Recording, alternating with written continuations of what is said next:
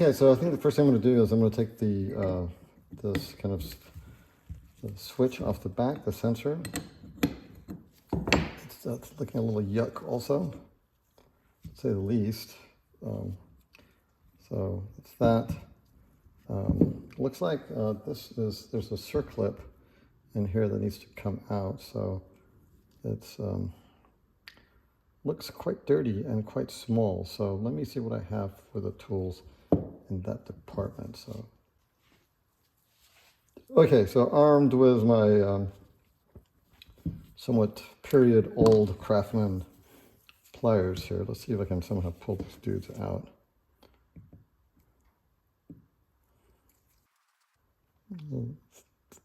Like oh, yes, and I can pull them out.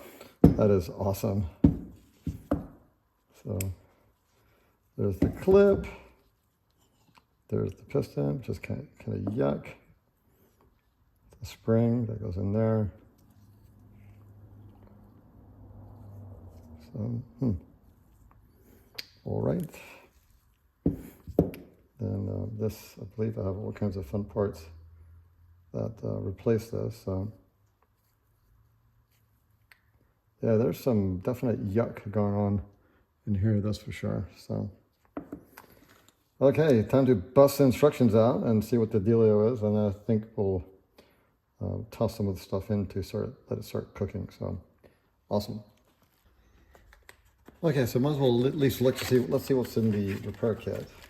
What we need to clean, what we don't need to clean. This is the little boot, which I believe also has some stuff inside the boot. So looks like we have a couple of O-rings, actually not a couple of, quite a few O-rings in here. So that's the stuff inside the boot. And we have, looks like we got a new clip, new washer, and then I think we also have a new piston, I think. Yes, we have a new piston also. So it looks like we don't really need to keep any of this stuff. What we'll do is we will clean the housing. We'll put this all back in its place so it doesn't get messed up. And then while I'm cleaning the housing, I'm going to clean the reservoir tank at the same time. I think it'd be a good idea. So, we'll go from there. So we have our Harbor Freight Special here. So actually works quite well. So I think what we're going to do is we're going to put some parts in there and let it go through a clean cycle. Okay, so I actually put this thing through a couple of cycles, and for the big reveal, I actually posted on another, I'm also working on an MGB GT vehicle for my wife, and I posted on that little playlist the fact that this cleaner is like the best thing since sliced bread and butter. I mean, look at a nice job it did cleaning everything up.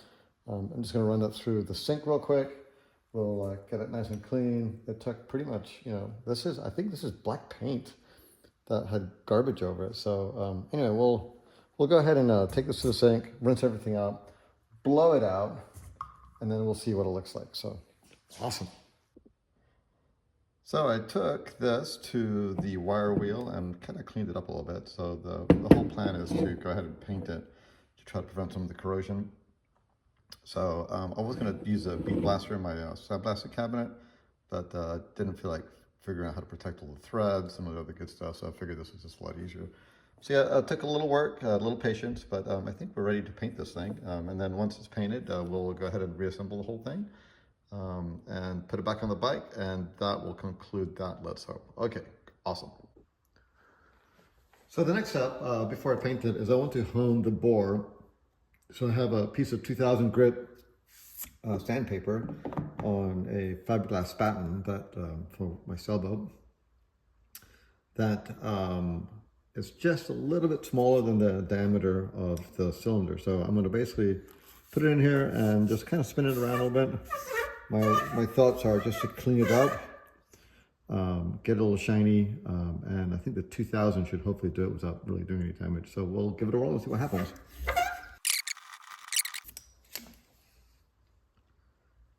And I think, quite frankly, that's going to be close enough. I mean, just sticking my finger in there, you can tell it's really smooth.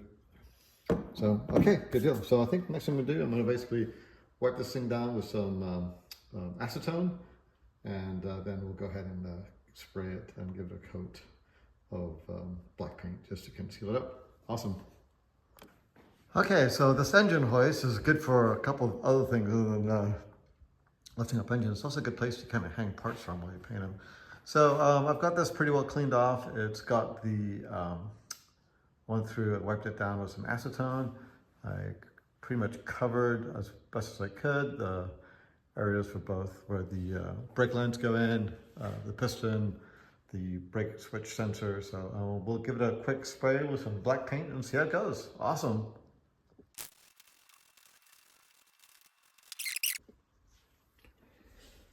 Okay, so I got the master cylinder painted. It looks halfway decent, so it turned out pretty nice.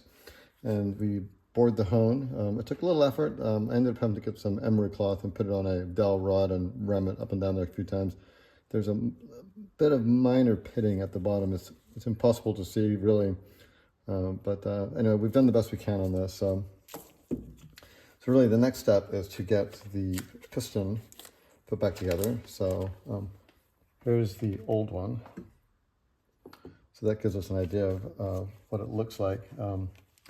I did kind of take out the old seal, mainly because I was trying to get the spring cap off of it, believe it or not. So I was being rather ignorant, to say the least. So what we have here is we have the new piston. So go ahead and get him out. Plus the rubber seals. This is the O-ring for the reservoir, so we'll put that aside for the time being so we don't lose it. So this is also the nut for the reservoir. We'll put that aside also along with this pin so we don't have stuff that is in the way. And then we also have a couple of other items here, which is new circlip, which we'll need. So this is a washer that goes on the piston, and this is kind of a cap that also goes on the piston. So, and the way this whole thing works is, so this is the business end where the rod goes in. So at this end, we have this washer first. See if we can pick it up. Is that bending it? If you're curious, this is the instruction that came with the actual kit. So if you're curious as to what the heck that is. And then we have the seal, and the seal points to the inside of the cylinder. So this is pointing inside the cylinder. So that goes, so look, that goes in.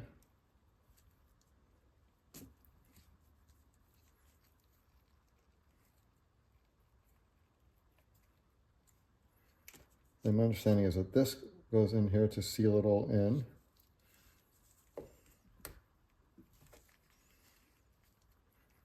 Make sure it's seated correctly.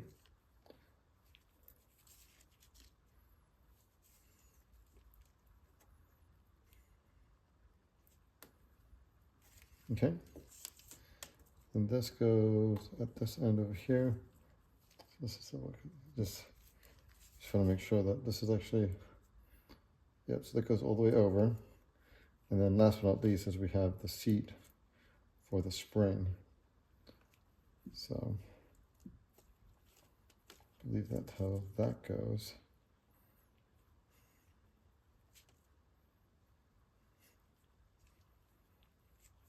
And the spring goes in here, and voila. So, and we do have the little diagram right here that kind of shows it. So going from, we go 4 is the spring seat, which is this. 5 is the seal support, which is that. And then we have 6 is the primary seal, which is that, and then 7 is the backing washer, which is what we put on already. So that takes care of that. Now, the fun part, my understanding, is getting this piece on. And so maybe we were actually a little premature on this side. So we'll temporarily take this off and this off. Because this now has to somehow make it all over all this fun stuff over here and end up in this position over here, similar to that one. So there's been quite some discussion on some of the videos I've been watching, and they kind of suggest you kind of ease it on over. So I do have a set of picks.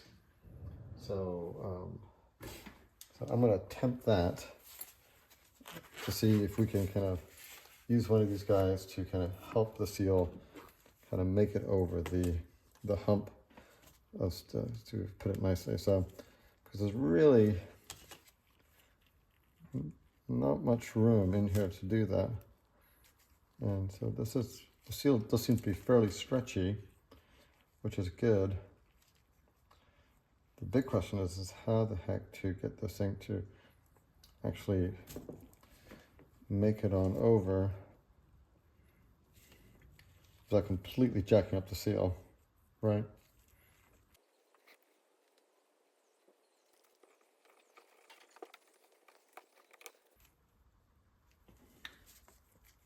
Okay, I have a confession to make. I have no idea how that worked, but it did work, which is good. So here we are, it's in. So, and not only is it in, it is in backwards. Jeez Louise, that is awesome luck.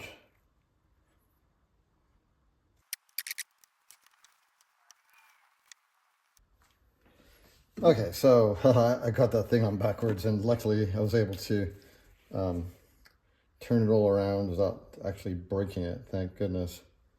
So I'm going to do a quick inspection of it just to make sure there's no other nicks or cracks or anything to that maybe I ruined it when I took it apart.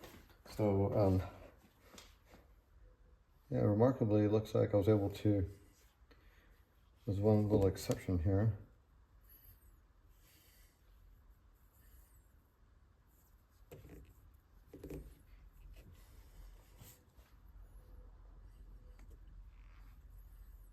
There it goes. Yeah. Wow. What are the odds? Not good. Okay, so back to where we were saying before. This goes in. This goes in. And you know, before I do anything else, I'm going to wash my hands, mainly because I don't want to be handling. I ended up having to take my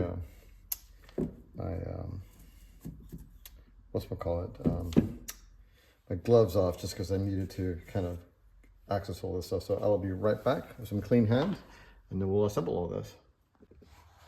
So our next step is to get the cylinder and the piston into the brake. So we have spring, we've got the cap, we've got the the seal retainer, that all goes in. And not only that, but we also have to be kind of mindful with the seals as it kind of goes in the hole also. So, oops, easier said than done, I guess, as it all came apart.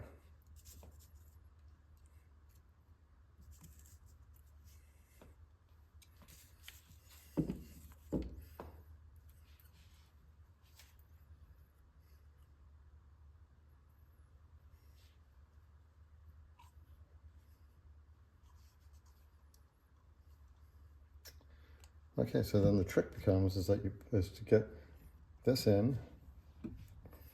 And somebody was showing something where they were able to actually do this with one hand pushing this in, the other hand plopping the split ring in. So I'm not sure exactly how they did that. It looks like there's a little bit of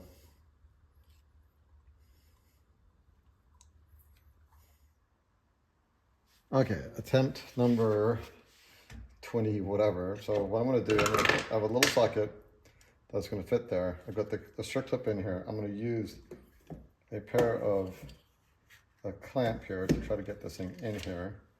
And my hope is that maybe I will have enough room then with the socket to actually get the strip clip in there.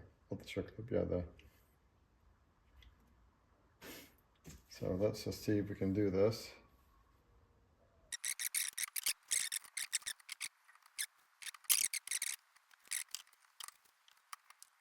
That's a good sign.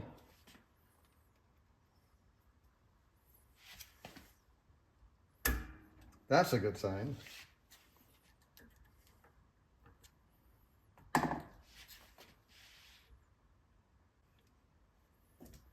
So hopefully that means it got in all the way.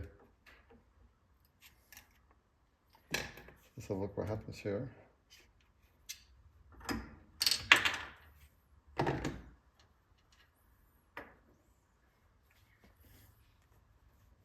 Okay, so let me undo the clamp. Check it out. Looks like that kind of did the trick. I definitely think we should. It's not like 100% centered in there.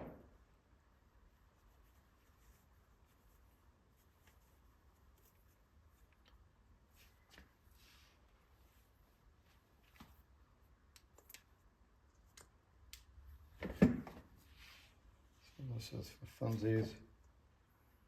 Make sure this thing does not go anywhere. There it goes.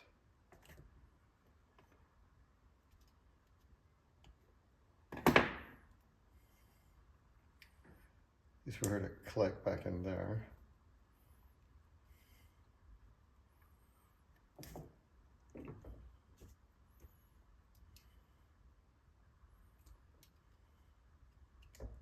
Okay. So methinks that that is hopefully done. So it looks like the clip's in there. I mean, it looks like I don't see. I heard a nice little click there, so I'm assuming that is a good thing. That means the circlip clicked in at the back end also. So for our next trick, it's going to be making sure that this actually meets spec. So okay. So looks like a good place to stop temporarily. Do a little bit more research here. Looks like at least this is all back together now, which is a good thing. We'll have to put some molybdenum grease on here. So in theory,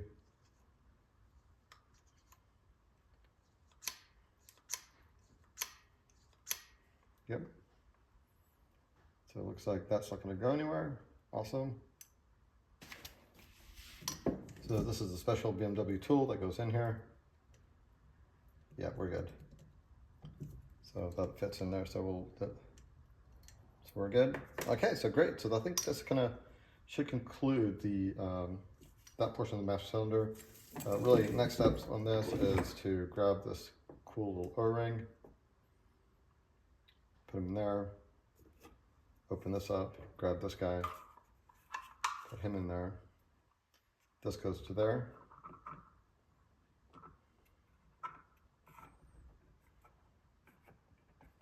We'll screw everything in.